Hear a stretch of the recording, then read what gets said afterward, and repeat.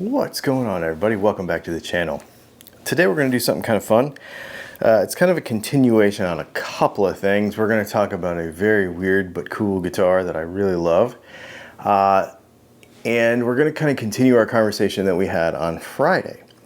On Friday this last week, if you've subscribed to the channel, you'll know that I did a video talking about how I'm kind of tired of making normal pickups. Not that I'm tired of it. I do it every day. I love it. I love my job. I'm super grateful to do what I do for a living.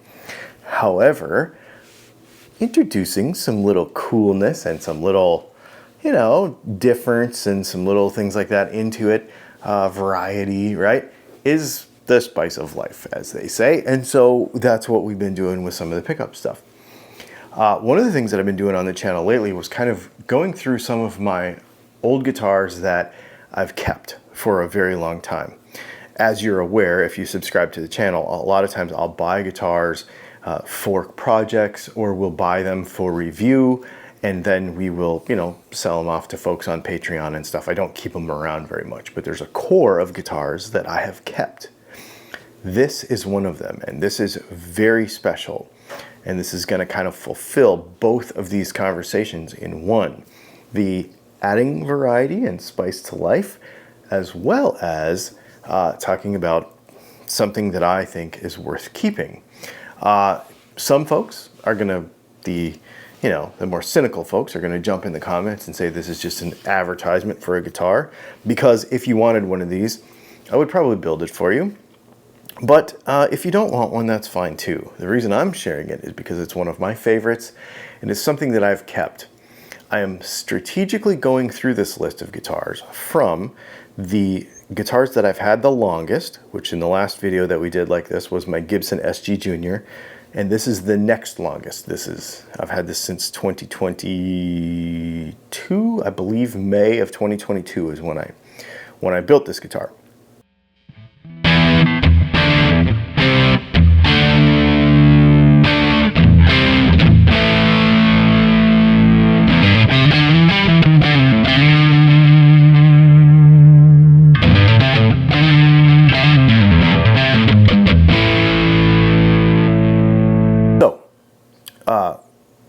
Let's jump straight in to what this is.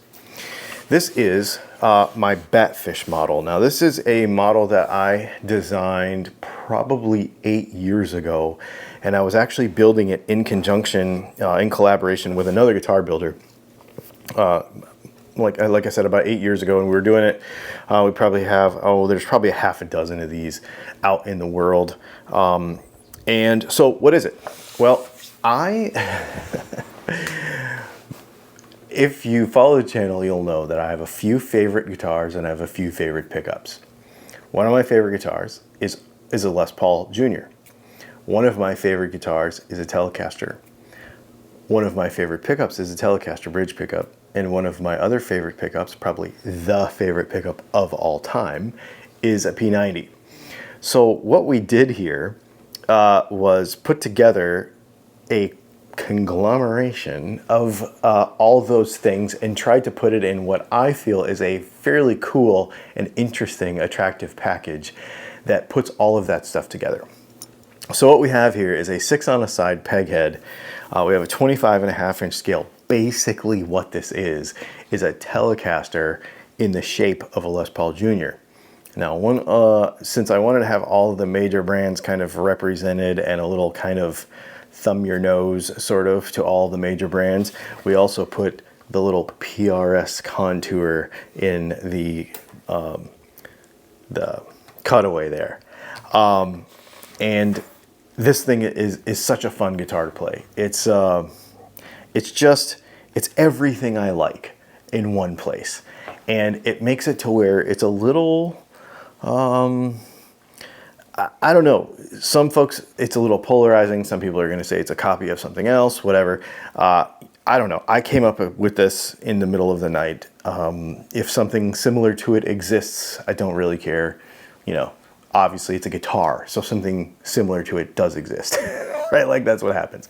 But this was just something that I kind of brainstormed up by myself. What would I like to have in a guitar? And this is it. I'll tell you what, let's go through it tip to tail. and we'll talk about this particular one. And of course, you're going to be hearing it throughout. And let me know what you think in the comments. So on this particular guitar, we've got hip shot open gear locking tuners. This particular guitar has a roasted maple neck with a Wenge fretboard, and this neck is very specific. This was made for a specific workshop at Texas Toast Guitars. That's why it says TTG Wood, Sweat, and Beers Brotherhood of Guitar Building, because this is something at that time that they were doing, and so we laser engraved that on there. It's a Wenge fretboard. It's got 2 pieces of carbon fiber, one on either side of the truss rod, to give it some stiffness. It's funny, I took this out of the case for the first time in quite a while, and it was basically in tune. A couple strings had to be kind of tweaked, but it was not out of tune a lot. It was just good. The neck relief is perfect, just like I left it. And like I said, I've not played this guitar in quite a while. It has a spoke wheel truss rod down here at the neck heel, and which I think is really cool. A lot of people don't like that, but you know, that could be done in a bunch of different ways. But I like it. I think it's neat because, like I said, we wanted to sort of include a bunch of different aspects. The neck has blind fret slots, so there's we see no fret slots on the end, which means we'll never ever have fret sprout on this guitar. It is a swamp ash body with an open pore finish on it, and I wanted, for my personal guitar, I just wanted that kind of punk rock flat black kind of feel, but the classiness of a little bit of a tortoise shell, and of course the Wenge fretboard.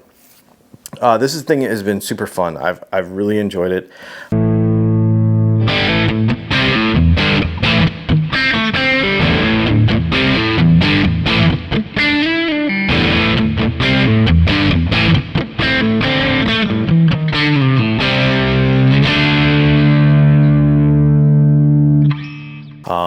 This particular guitar has no screws in the pickguard.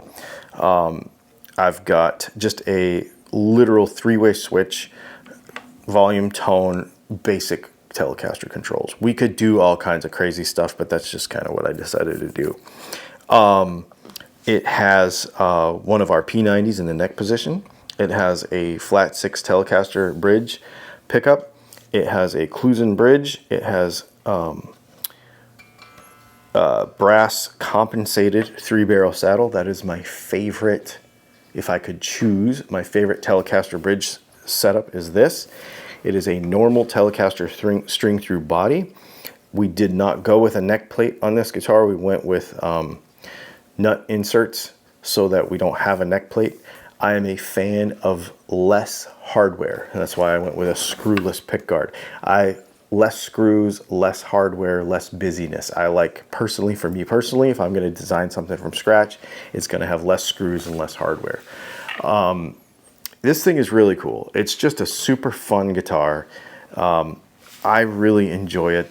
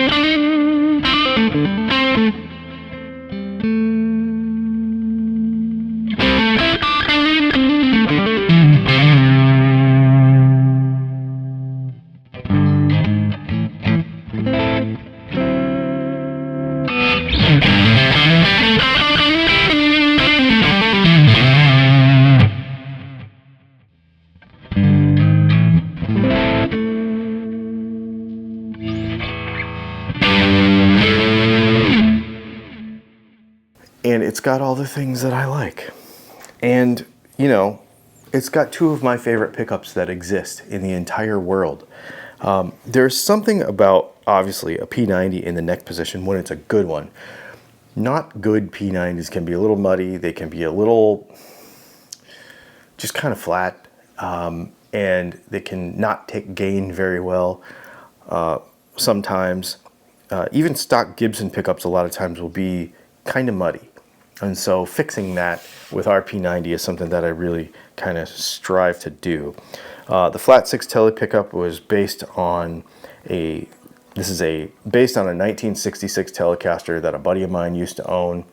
I got his guitar for a while. I did some work on it and adapted that tone and that kind of architecture to a flat pickup so that it could be used in a more modern guitar. So this has a 10-inch fretboard radius. And so instead of having a bunch of staggered poles and stuff, that's why we went with the flat. So this is one of our kind of bone stock flat 6s that comes in our Telecaster kit that we sell on the website. So of course this came in a super sexy case.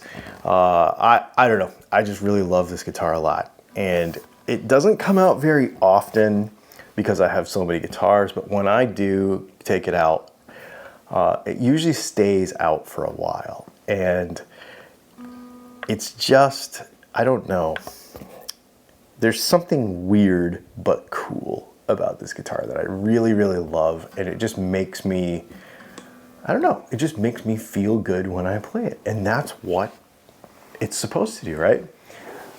So real quick, why Batfish? Well, if you Google, here, we'll just put a picture of a Batfish on the screen for you. The Batfish looks like it was a bunch of leftover parts of other fish made into a fish. And so that's kind of, that was the inspiration for the name. I had to come up with something. I wanted it to be an animal, and I came up with something that I felt was, you know, a bunch of parts that may not look like they exist and belong together, but I feel work very well. So there you go. This is the Dylan Batfish. I suppose if you want one of these, you can get in touch with me.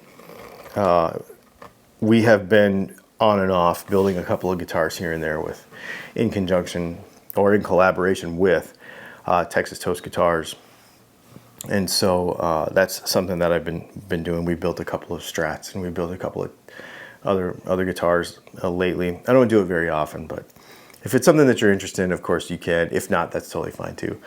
This is not an advertisement for that per se, because it's, you know, I don't expect it to be something that's going to sell a bunch of guitars or whatever, but I wanted to share this with you because it's a guitar that I really, really enjoy, and it's fun, right? And it's different. It's something that's just, it's just not a Strat, it's not a Tele, it's not a PRS, it's not a Gibson. It does kind of all the things for me, and I really like that. Please do me a favor though, and now that you've heard the pickups, go to Dylan Talks Tone and check out our pickups. That's really what I care about here, is pickups. And that is what I do want you to buy. And if you accuse me of making this video into an advertisement for our pickups, so be it. That's what it is. I am very proud of our P90. We make the best P90s in the world, and I really like our Tele pickups too. So go check them out. Every Saturday at 9 a.m. Eastern time, we do a drop of special stuff. So here's some stuff that we've done over the last few weeks that I think are pretty cool. And if you're interested in any of this stuff, we drop new editions of it every Saturday at 9 a.m. When they sell out, they sell out.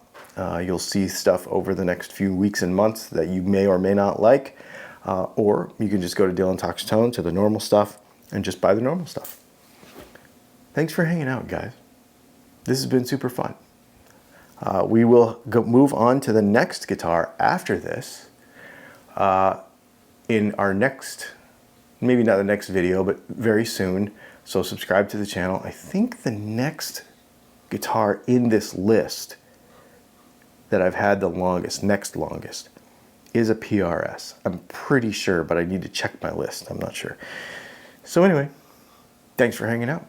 Do me a favor, hit the subscribe button, the like button, share this with people, and we'll see you in the next video.